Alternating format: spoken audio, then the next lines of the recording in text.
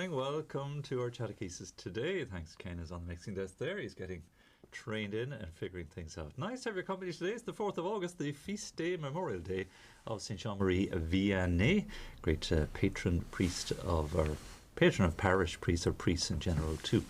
So it's the first Thursday of the month, and John Carlin very kindly joins me for a little chatter sermon on the Mount. Good morning, John. Good morning, Father. Good morning, everybody. Great to have you with us, and do please join us. We're on Facebook, we're on YouTube as well, so if you want to watch us live, please do, or if you're watching back later, a little wave and a shout out to you. We thank you for your company here. As always, we do like to hear from you. Drop a comment, like, share, follow, subscribe on our social media platforms. Do interact with us. Lovely to get all the feedback and the interaction, and the prayer requests. Our holy hour yesterday, John, the adoration, of course, that's ongoing.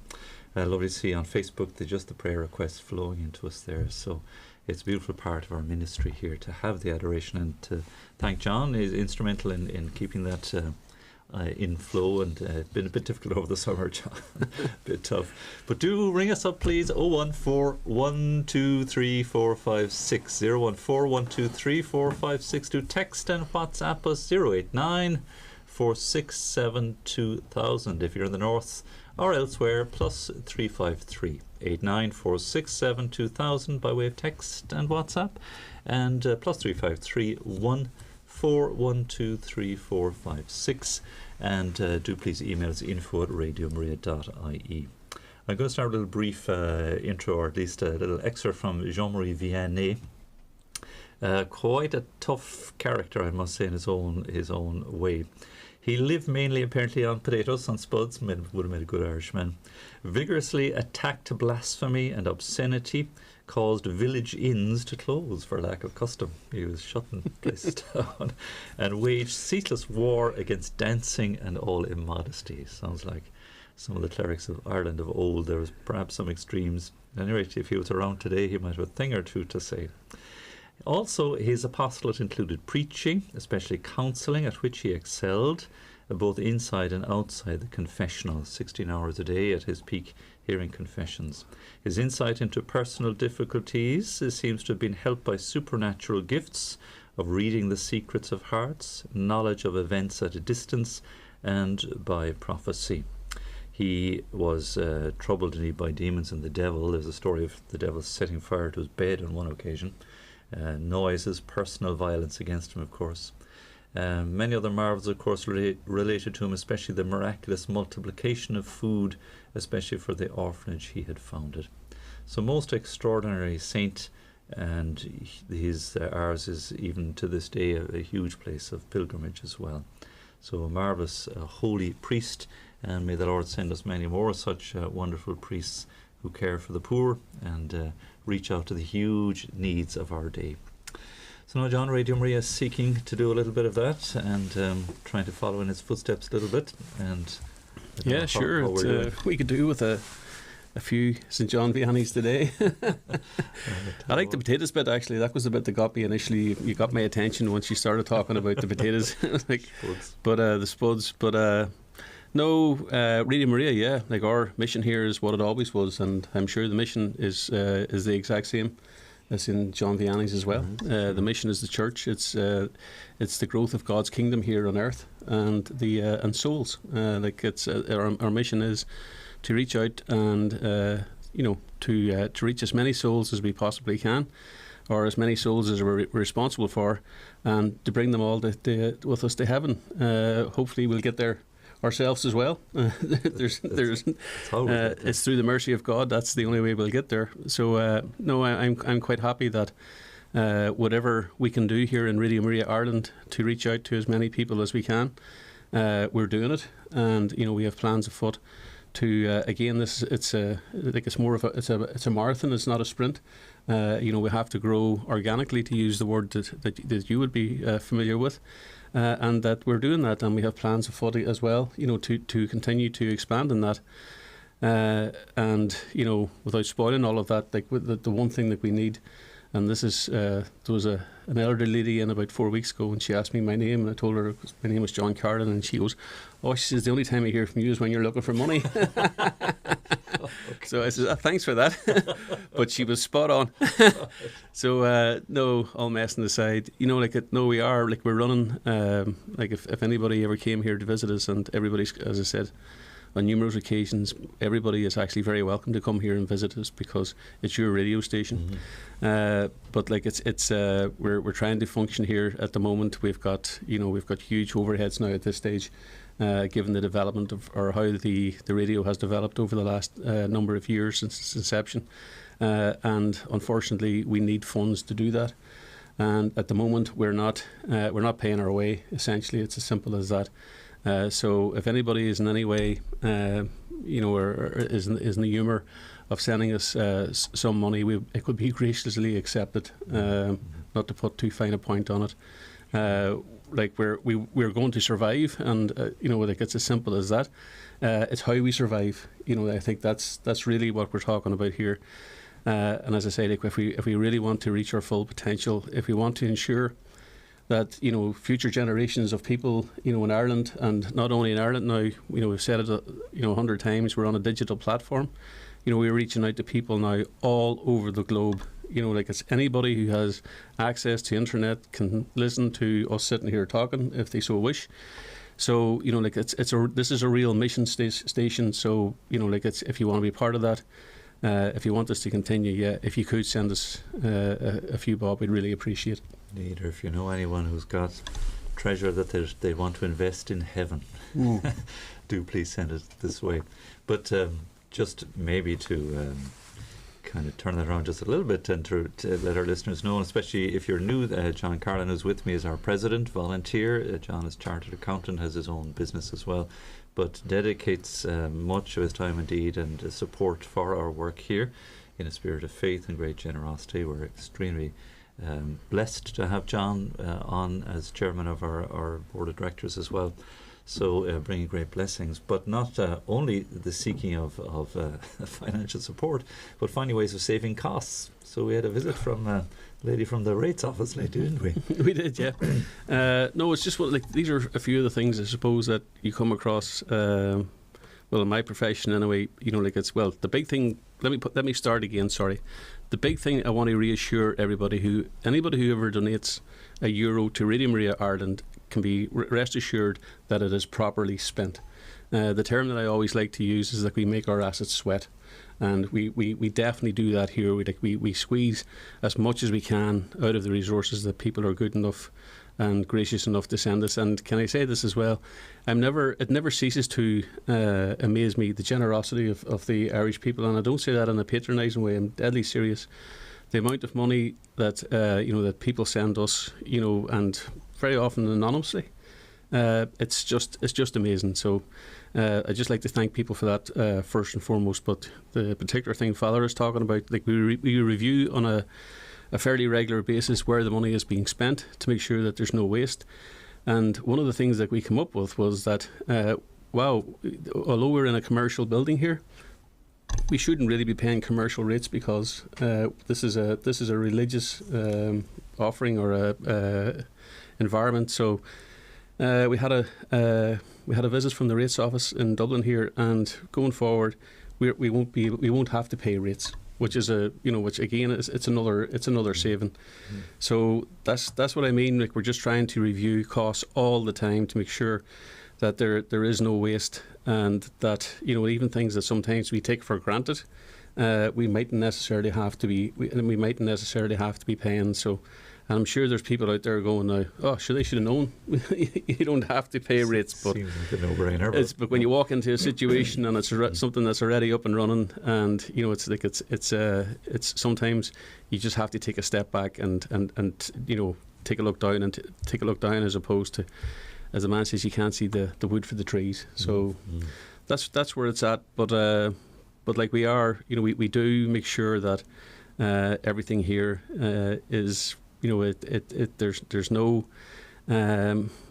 extracurricular activities. There's no staff entertainment. There's nothing like that you would normally associate with, let's say, private limited companies. It's like if people come in, they do their work. Some people come in and they volunteer, and the thing is that everybody who is in any way associated with it here. They do it for heaven. Like it's part of their contribution towards the mission of the church. So I'd just like to thank all the staff here as well, and the volunteers. You know, people who come in and give their time free of charge, and we've got loads of them as well.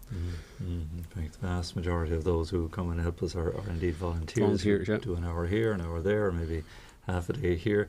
And it's a huge blessing and tremendous. We couldn't survive again without the huge volunteer force that comes in every day to us. So it really is a mission in every sense. And thank God indeed for that little relief, these little blessings that come by way of relief from the rates. It's a curious thing. We are in a commercial building, in a commercial business park. And, you know, objectively you'd say, well, sure, you need to do what all the commercial businesses do. But because our work is charitable and we're not trading in anything, it's all in the name of the Lord and, you know, under the approval of the Archdiocese and the Church. So hence it makes no sense that we should pay commercial rates. This is the rule. The churches don't pay rates. So that's a great blessing. So thanks for spotting that, John. And it's a great relief, at least on one on one avenue of expense. But I suppose our main expense here, we do have such a lot of outgoings by way of the rent, of course, the electricity and energy charges, which are everybody's hurting from all of that. But our staff is probably our main one, with about 11 on staff, and it's substantial. Yeah, I think there might be even a few more than 11. 12, there's, I think, maybe more than like 14 or 15. But there's a few people who believe in during the summer and coming like during the summer months. Sure. There's a bit of a transition. So yeah, maybe 11. But I know that for the month of July, our staff costs were something close to 28,000, which is a lot of money just to cover the staff as well. And you know what we have to remember is that we have people here from 8 o'clock in the morning to 8 o'clock in the evening. Maybe 6 days a week, and then on Sunday it's cut back a little bit, but we have, you know, it takes a lot of staff to run the operation that we have here. And anybody who ever come in to take a look around, you know, you'd realise that we've got our editorial staff, our technical staff, we've got promotional staff, we've got administration staff, we've people who answer the phone. You know, like it's a fairly, at this stage, it's a fairly big operation, let's say.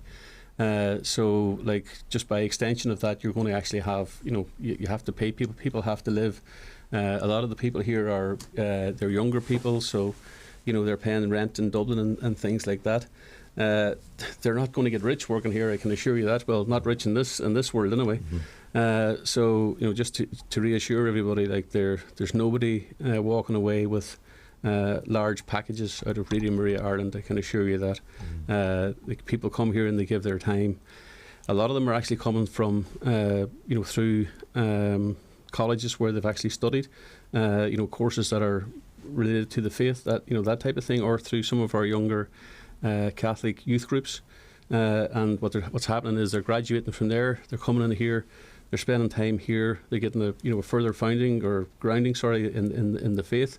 From yourself and from, you know, the various being involved in the various shows here, and then, you know, some of them are moving on as well, and, you know, like, with all of that, they're moving on to other faith-related organisations, which is great, because, you know, like, when they move on from here, I would suspect, or I would hope, well, I know actually that, you know, that they're much stronger in their faith. You know, they're much better to explain the faith. And you know, there'll be of much better value to the people that they're moving on to work with as well. So, you know, with all of that, you know, like, there's a lot going on here in different directions, and I can see Our Lady's handling it all, because I think she's directing traffic, or at least I hope she is. I met the rector of St. Patrick's College Maynooth, our seminary in Knock, just the other day, and reminded him about the open invitation for seminarians to come in here. He said, absolutely, we have it top of our list. And I said, look, they'd be welcome to come on in, produce and broadcast their own show, whatever it is, with our own guidance, I suppose, as well. And he said, love it. He says, I love the idea of throwing the seminaries in the deep end and let them use the technology and learn how to. So I'm delighted with that link with Maynooth now as well. That'll be lovely. Use of the radio for the future of the church. It's a fantastic idea, because, like, going forward, you know, like we're sitting here now, it's 2022, we sort of have to take a look and say, okay, what is the church in Ireland in 10 years' time going to look like? Like it's changed a lot even in the last 10 years, definitely in the last 20 years. So, you know, when you get down to the nitty gritty about how are we going to, you know, hand the faith on to generations, I can see that Radio Maria has a huge part to play in that. And, you know, if it's a situation that we don't have priests, like I know at home at the moment, there are parishes at home that don't have like a local priest. You know, what's happened is they've had to amalgamate 2 parishes into one. And God love the priest, he's run off his feet because, you know, previously we would have had a situation maybe where there was 2 priests or 3 priests in each parish, and now there's 1 priest covering 2. And that's becoming a very common aspect of the church in Ireland. But to think, you know, like Radio Maria, what we can do is we can't fulfil, you know, the actual presence of a priest. Like we know that we're not suggesting that for a second. But what we can do is, you know, we can get into people's homes. You know, like so. There's here we've got, you know, the human formation. We've got the catechism. You know, we can get into schools. You know, all people have to do is turn us on. But in fairness, they have to know that we're there first, you know, to turn us on. So that's our job. Our job is to make sure that people are aware that this service is there. They get the prayers, you know, they get daily mass. We have the rosaries, the Divine Mercy, and much more than that. So even though like the church is going to be coming under a huge pressure, you know, about the physical presence of a priest, we can take a lot of the responsibility off the priest in each parish. And, you know, like if let's say, if it's, you know, like, you know, even there to be of succour to people who are ill, you know, like they can turn on Radio Maria beside their bed. And like I know it's not the same as a priest coming to visit you, but at least there's that friendly, you know, Catholic presence in your home. And you're able to listen in and you know, you're able to draw from that. I think there's a real grace in that as well. So I think that's probably where we're going to come in more into play going forward. And I'm going to use the word unfortunately. And what I mean by that is that, you know, we do know that it would be better if there were priests there, but we have to, you know, we have to live in the world that we're living in. And I think that's the way that it's going. So I think we're going to be a great blessing for, you know, a lot of people in the country going forward until such time as things turn around again. And then, you know, we'll have our own little niche, if you know what I mean. We'll still be in people's homes and all the rest of it, but with the help of God, that it'll be, you know, it'll be there in tandem with the priest as well, with the priestly presence. So, yeah, it's probably an instrument really in the hands of the church. I met Archbishop Francis Duffy as well, just climbing the week last weekend, and just saying, look, we're here as an instrument, not, you know, it's one of others, I suppose, but at the disposal of the church, and to use us. And I think for a priest in a parish, this is my experience, certainly, a sense of sort of frustration that it's impossible to reach everybody. It's impossible to form everybody in faith. It's just there isn't the time. You're so caught up with the day-to-day providing sacramental services, if you like, and all the administration that goes with it. Poor priests are just run off their feet. And so we can be sort of a constant background support to them, the priests in parishes. We're not setting ourselves up in any way in any kind of opposition. It's, look, we're here to help. And to me, that's music to a parish priest's ear. Like, don't come and tell me, why aren't you doing this and why aren't you doing that? Tell me how you can help me, and I'd welcome you with open arms. So that's our vision. We're only there to complement the local clergy. It's as simple as that. And, you know, like it's I just take for an example the parish priest at home. Like one of the parishes that were amalgamated is actually the biggest parish in the country. Like, it's massive. And the poor man now has to look after not only that, but the original parish that we were in Castleair and the neighbouring parish. And it would take him a day to drive around it, you know, never mind to call in to visit people. So it's in that context that we're talking about how we can actually complement and help them. And, you know, it's not a competition like this. We're there to complement and to help the church in any way that the church wants. You know, we're servants of the church. We're servants of Archbishop Duffy or whoever it is, or the parish priest. So, you know, if anybody is listening and thinks that we can be of service in their parish or whatever, just let us know. And like, we have no problem. We travel down, we can meet and greet. There's no problem at all. In fact, we'd be delighted, you know, to have that opening to go down and just to let people know what's on offer here. And please God, we've Dungarvan Parish lined up for the end of the month, please God, and next week there'll be the Youth 2000 conference. We'll attend some of that as well in Clongowes Wood. Very much looking forward to that, and hoping we can draw Youth 2000 more into the life of the radio as well. And after that, the Knock Novena is coming up. We've got permission to have a little stand there in the St. John's Centre. So a lot of activity lined up, and please God, early in September we want to do a special week or lead in to Our Lady's birthday. So we have a number of little adventures lined up already by way of helping and supporting you, but of outreach and finding others and reaching out to others. So a number of people I met on the Reek now, so I was handing out my card all over the place to people. Look, would you have a listen in? And it really was remarkable. I was mentioning it in Mass this morning, some of the confessions on top of the Reek. And by the way, kudos to you, because when I was up there I was thinking, how did you do 40 days and nights in the freezing cold weather on the top of this mountain? And this is July. This is the best day we could have ever have had. And you were up there the worst of and you had 40 days prayer. I thought, amazing. Even Gordon, who was there, Gordon did some of those 40 days. Yeah, no, Gordon was up at the ship. He was saying, I've been up the mountain in all weather conditions, but this is the best day we ever. Okay, well, it was cold, but I have to say, I was thinking about that over the weekend, because I was actually down in Kerry with my daughter and my wife over the weekend, and I saw some of the stuff coming through on social media, and for me, the whole thing, okay, it's great that we have been able to do it, right? But the support that we got and the people that we met, there was a guy actually rang me last Sunday from Limerick, and he'd been up with us. He came up, he did 4 or 5 nights with us. And the type of people who come up to do it are the type of people, if I can say this, who had no reverse gear. Right. Yeah. In fact, I don't even think they had a neutral gear. It was all just less, and they were doing it, and it was just the depth of their, they sit back and watch them when they were there. The depth, the intensity of their prayer life was incredible. For me, it was actually a very humbling experience, because you're up there going, we're organising this, and then these people come up and just blew you away, and you were like, oh my God, isn't it great? And it was great to see it, and it was for me it was a real affirmation, although we didn't get what we wanted at the time. The referendum result went against us, but I have no doubt, these people were coming out of the whole 32 counties of Ireland, and they were just brilliant, magnificent people. I can't overstate that. And their intentions were so pure, because, when you're up there and it's like minus 20 degrees, your intentions have to be pure. There's nothing left. But they just stayed totally focused on what that particular mission was. So, and we've stayed in touch since, and we're still friends. So it was a magnificent occasion for me. I think that what they were doing is, if I can say this, there was like a dam of graces being built up, and at some stage that'll burst.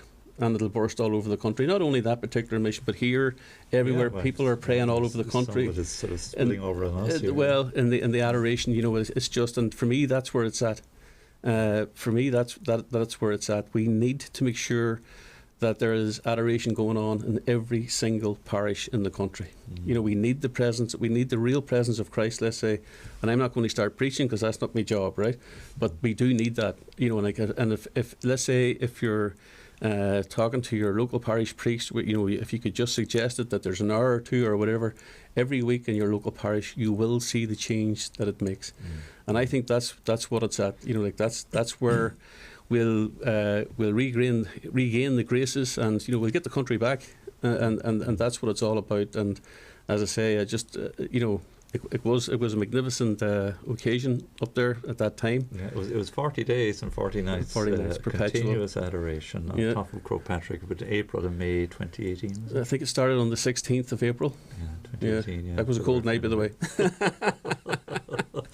So, but the people were just brilliant. We still have them, lads. We still have this, and this is the point.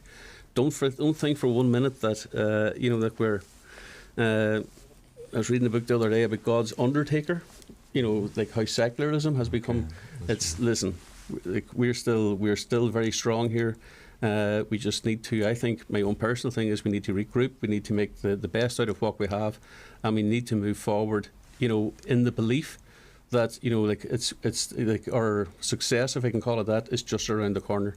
And the way to do that, in my estimation, is to put Christ first. And and the way we do that, with Mass, we have adoration and our rosaries. And there's nothing, like, why should we fear anything once we have that? It's we can move forward knowing that we're going to get what we want.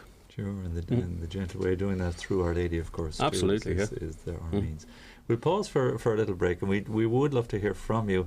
If you have any questions or any details you'd like us to share with you in terms of maybe our finances, but especially our mission, the great blessings Radio Maria is bringing. Maybe for you might like to share just a little word with us. We have a beautiful jingle, a lady who put us up in near Westport at the weekend, Anne Chambers, lovely supporter of Radio Maria. I stayed with her sister then the following night when I went to Knock for the intercession priest with Sister Breach.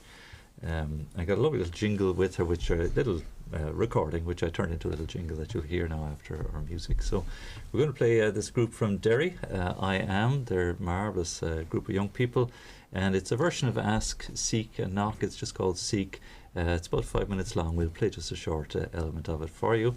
And again, if you would like to get in touch with us, please do give a call, 014 123 456. Mary and Martina are here to help answer the phones for you. And if you would like to just send us a text or WhatsApp, 089 467 2000. So mark our music, please, and we'll follow that with our jingle as well.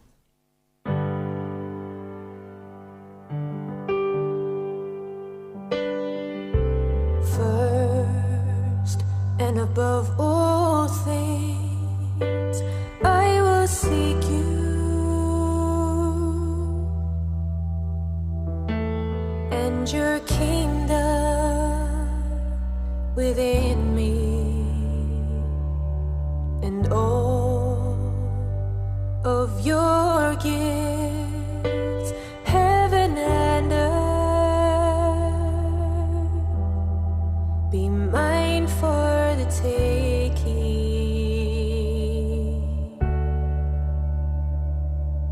But first, I will seek you. If I ask, it shall be given. If I seek, I will find you.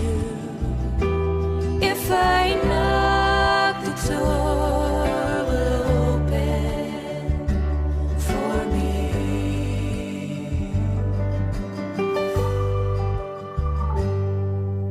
Souls wandering endlessly, lost in the dark,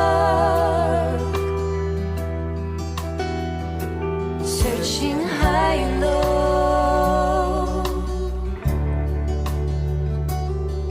Without him, they are afraid, bound and captivated in all the wrong places, but with him, where you're waiting. If I ask, it shall be given. If I seek, I will find you. If I knock, the door will open for me.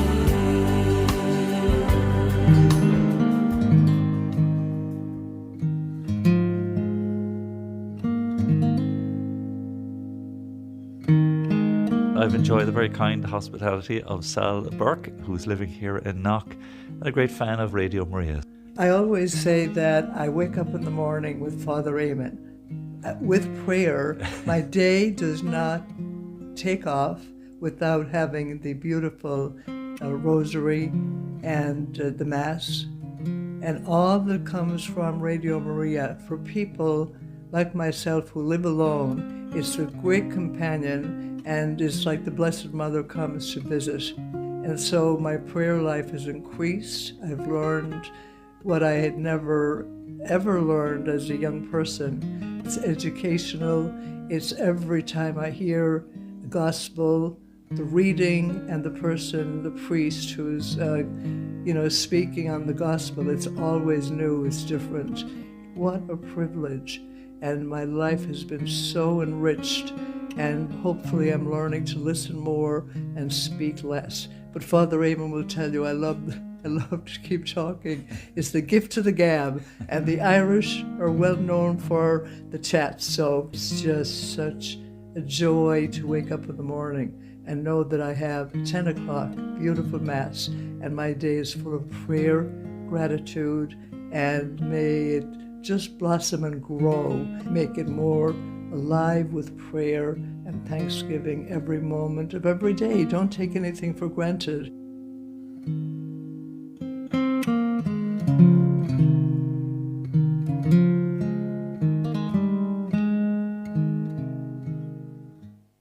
Oh, there you are, lovely new jingle. Thanks to Ken. I think I was calling you by your dad's name there, Ken. Sorry about that. Remember next time. So thanks to Sal Burke. She was very kind to me in Knockdown. I visited the other day, and we had a chat. I got it. There's another couple of jingles or two worth of that conversation that we had together. So you're listening to Radio Maria Ireland. It's the 4th of August. It's the first Thursday of the month. I'm here with John Carlin, our president and director, and who manages the finances for us. Things are pretty tight. That's underestimating things. That's putting it too nicely, maybe.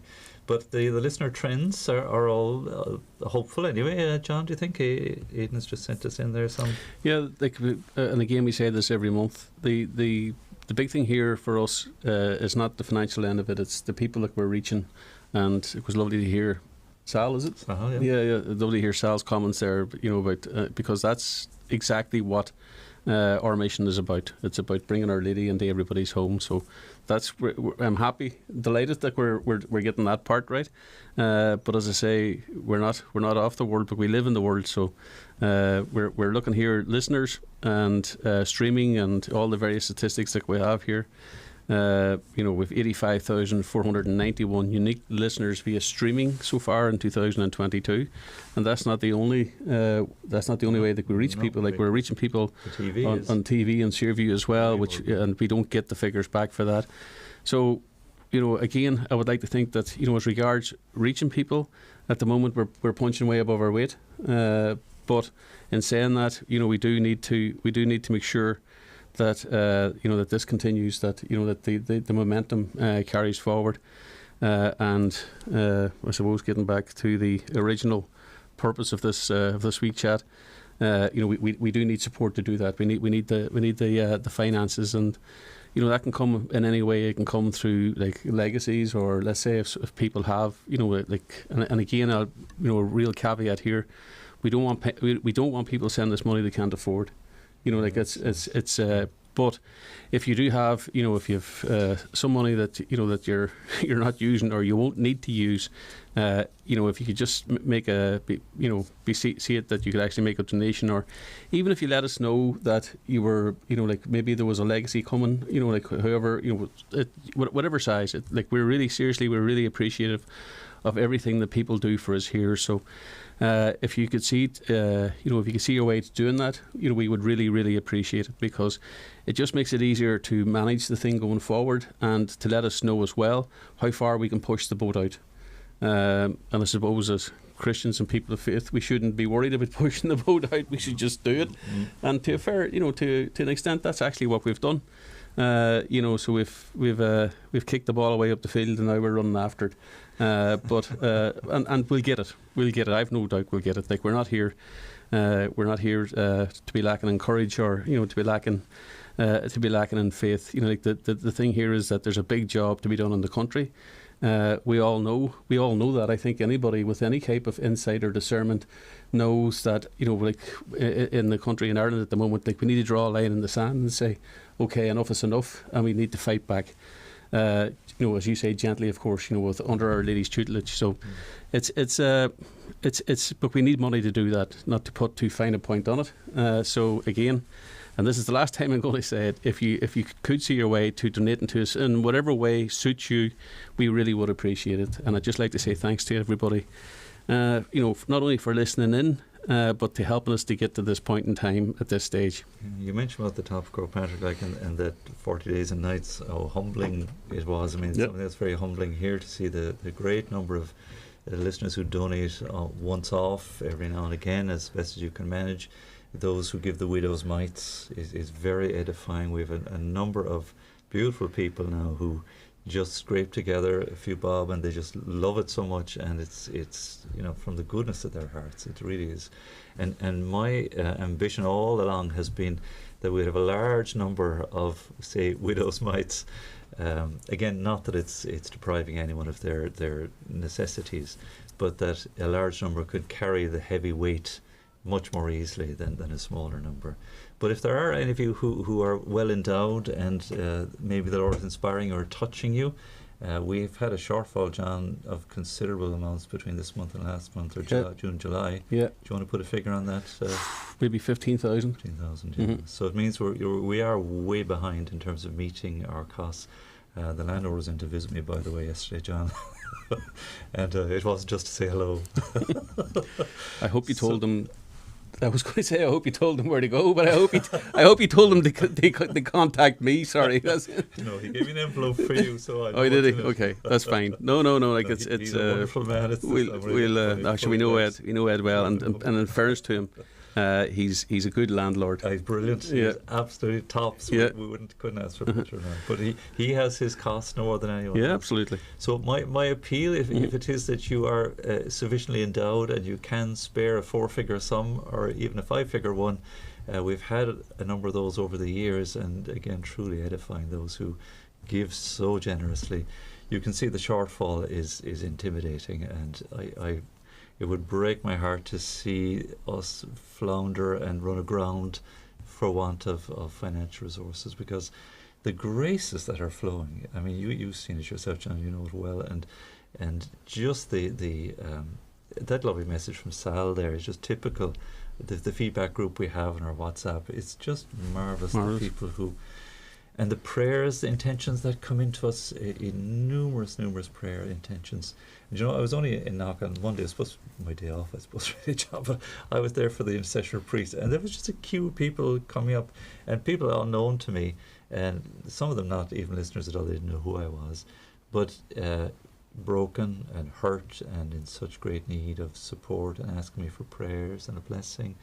I felt, I could just stay here and just the need is so vast, and yet the radio gives us a great instrument to reach many more people. Yeah, okay. Well, you started off by talking there about Croagh Patrick, and if we can just give you this little anecdote, when we were there, it was I've never experienced cold like it in my life at night. The first night, I mean, never. Like it was freezing on the ground, and it's just in a normal situation it's 10 degrees colder at the top, and then we had like a full scale gale blowing in from the Atlantic, and listen, it was shocking. The conditions were shocking. That was the first night, and then on the second night it was something similar. It just wasn't quite as cold, but we still had the same conditions. So I got up I didn't get up. I was up at about 8 o'clock on the third morning, and I knew that there were ladies coming for the third night. And I was like, there's no way they're going to be able to get up here. There's no way, the conditions. Everything was frozen. Like the water there was about 10 inches of water that was frozen. It just wasn't conducive, let's say, to bringing a group of young ladies up to spend the night up there. And I said, in prayer. So I said to myself, okay, we did 2 nights, lads. It was they were hardy guys. Now, to be honest with you, right, the boys who were up for the first 2 nights. I said, there's no way. So I rang this lady and I said, look, listen, we don't expect you to come up here, in these circumstances. We thought that we'd sort of reached our limit, and she said to me, go on out of that, just leave that to us. I was like, wow, I couldn't, and again, I suspect that something like that will happen here. There's no way that Our Lady will allow this to come to a sudden stop. You know, like there, and again, we're going back to the whole thing about people's generosity and how much Radio Maria has now become part and parcel of the church in Ireland, whether we like it or not. Like there are people out there who I know are listening, who I know, like they really love the radio station. It's now part and parcel of their life. You know, like they get up in the morning, and instead of turning on the bad news, they turn on the good news. And that's what we do here. We bring the good news to the people. It's a very gentle approach. It's good news. It's a prayerful life, and like your life can only improve. You can feel better when you've got the prayer, and you're putting your whole spiritual life in, first and foremost, in the context of your overall life. So, I know we'll be fine. Let me put it to you that way. We'll be fine. No, we'll be fine. But very often, for some reason, heaven allows you, it'll bring you right up to the cliff and it'll let you look over. And you say, like the drop. This is what life is without us. So, and then you get pulled back. And like the number of times that's happened in my own life is just, it's like a continuous roller coaster. So, listen, we'll be fine. We'll be sitting here next year. Please God. Please God. Please God. Mm-hmm. But again, in the meantime, please do, if you can assist us in any way possible, financially particularly. So please God, we'll have a new promoter joining us next week, replacing Ruth. Yeah. And that will give us new energy to consider moving forward in terms of promotion. And we have a few little irons in the fire that hopefully will come to fruit there too. So we're not sitting on our hands. No, definitely not sitting on our hands. No, that'll be with the help of God. We'll be able to talk about that next month. Next month, yeah. I'll fill you in on the progress. So listen, again, thank you so much. We're so grateful to so many wonderful people and friends of Radio Maria, as indicated by our statistics here. My favourite line at the bottom of that graph there, John, where it's the committed listeners are kind of, there's just a very gentle but consistent growth all the time. So we know we're reaching many souls, and we're so immensely grateful to so many of you who pray with us and pray for us. Again, you are our promoters as well, all of you who tell others and spread the news and get the word out. We thank you for that too, and indeed for all who assist us financially. And the Mass this morning, as in every first Thursday, is offered for all of your intentions, and both for our living benefactors and those who are deceased as well. So there will continue to be a remembrance of you even into the next life as well. And I'm sure a great reward likewise as well.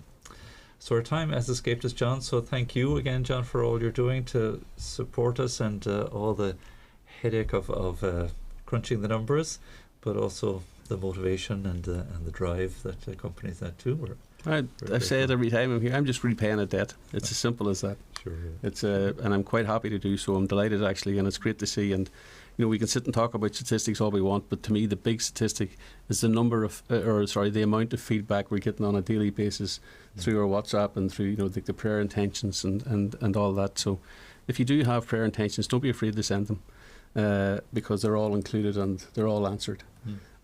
So that's, to me, that's the reflection that we're making an impact on people's lives. Thanks be to God. Thanks be to God. So God bless you all, and thanks again for being with us today. Do again like, share, follow, subscribe on our social media, and again, if you're listening back, do please connect in with us, send us in a message or two, a little word of support as well. We'll be very grateful. So that concludes our Chatechesis for today. I'll be back with you again, please God, tomorrow as well, and don't forget it's always available on podcast for you too. So thanks to Ken at the mixing desk. I see Joe has stepped in.